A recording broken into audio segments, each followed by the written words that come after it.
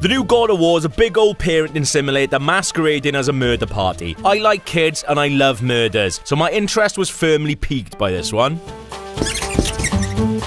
Remember in the old God of Wars where your main fella Kratos was running about slaying gods and sinking Atlantis? Well, turns out that wasn't all he was sinking, and cause old Baldy's approach to doing naughties is more pull out than pray, the inevitable happened and he's got a kid now. The little fella, Atreus, follows you everywhere, and you'd think that would mean Kratos would watch his language and behave himself in front of the little lad, but if anything, it makes him more mental. He doesn't give a about giving kid Kratos nightmares and spends a lot of time slinging demon guts all over his boy. When I was growing up, my old man wouldn't even let me watch anything with Michael Douglas in because he said Duggo couldn't be trusted. But Kratos has a different way of doing parenting. We are not the same. I'm an American.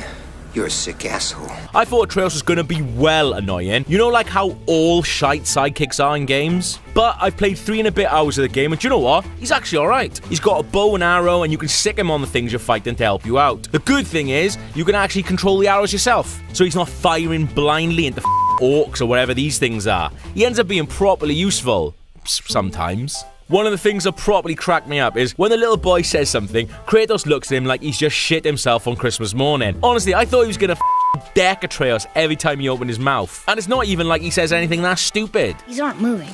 Are they dead? Alright, that is pretty stupid there. Obviously, they ain't dead, are they? Poor kid, though, he's only little, so he gets stuck on things like gates and walls and that, and you sometimes get these little puzzly bits. I mean, the puzzles are pretty much all smash out of this blue bit with your magic axe. But that's not a bad thing, because, I mean, look at it. As weapons go, a massive flying axe is up there with a master sword and witchy gunchucks. I don't know what nerd shit is inside the PlayStation controller, but it properly feels like you're catching an axe when it flies back to you.